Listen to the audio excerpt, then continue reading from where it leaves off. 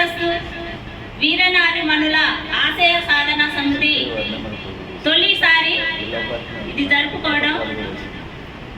ఈ సదస్సుకు వచ్చిన పెద్దలందరికీ జైభీములు.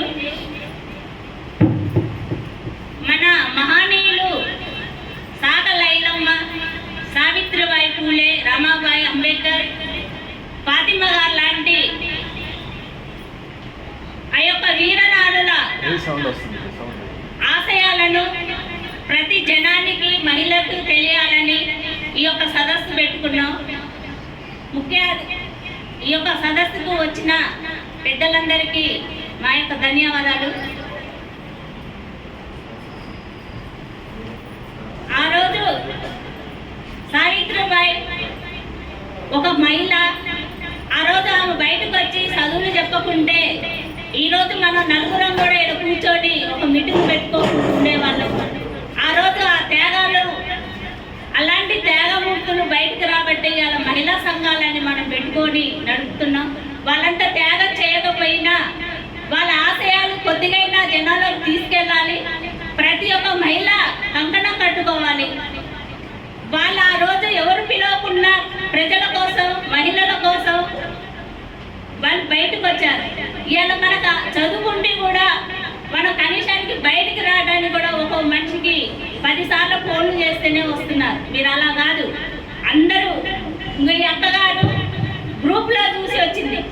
మహిళా మీటింగ్ల కంటే మహిళల సమస్యలు తెలుసుకోవాలని నాగమణి అక్కగారు గ్రూప్లో చూసి వచ్చింది. అట్లాగే ప్రతి ఒక్క మహిళ రావాలి బయటికి.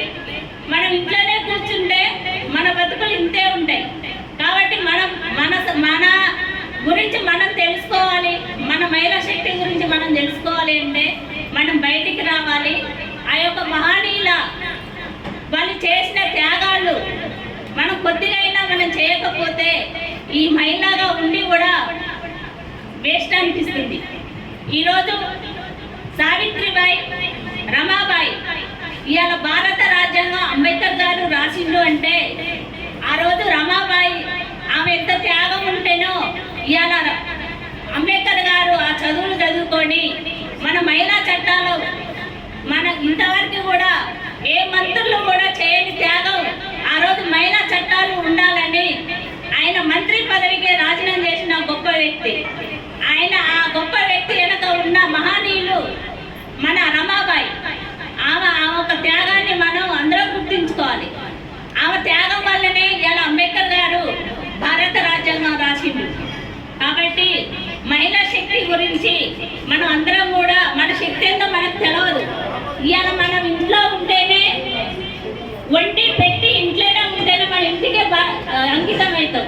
మనం బయటకు వస్తే మన శక్తి ఏందో, అసలు నిజంగా మనలో ఉన్న శక్తి ఏందో మనం బయటకు వస్తే తెలుస్తుంది. కాబట్టి ప్రతి ఒక్క మహిళలు కూడా మీరు బయటకు వచ్చి మహిళా శక్తిని తెలుసుకొని ఆ యొక్క మహనీయుల ఆశయాలను మనం బయటకు తీసుకెళ్లాలని 10,000 ఎకరాలు పంచింది సాగలైలమ్మ. ఆమె ఆ చదువే లేదు. ఆనాడు ఆ రోజుల్లో అంత గొప్పగా పోరాటం చేసింది. మనం అంతలో నలుగురు మహిళలు ఉన్నప్పుడు ఎవరు లేదు చూసి ఇంటి మీదకి వచ్చి దాడి చేసి ఆ యొక్క ఇల్లు కూల్చేశారు. ఉన్నది నలుగురు మహిళలే. ఈయాటి కూడా వాళ్ళని తీసుకెళ్లి లోపలే చేయట్లేదు, మీకు కేసులు పెట్టినా కూడా. అలాంటి మహిళకు అన్యాయం జరిగినప్పుడు ఒక 10 మంది పోతే ఏ పోలీసు వాళ్ళైనా కూడా, ఏ సిఐ కానీ, డిఎస్పీ కానీ ఎవరైనా భయపడతారు. ఒక మహిళ మీద గొడవ అయింది, ఆ మహిళకి ఇట్లా అన్యాయం జరిగిందని ఆ మహిళ కాడికి మనం 10 మందిని పోతే నిజంగా కూడా ఈ మహిళల జోలికి పోతే ఇలాంటివి ఉంటాయని అధికారులైనా ఎవరైనా భయపడాలి. కాబట్టి ఈ యొక్క మహిళలందరికీ తెలియజేయనది ఆ యొక్క మహనీయుల ఆశయాలను వాళ్ళ పేరుతోటి వీరనారిమణుల ఆశయ సాధన సమితి అని పెట్టాము. కాబట్టి వీటికి పెద్దవాళ్ళు మహనీయుల గురించి మాట్లాడతారు. ఇప్పుడు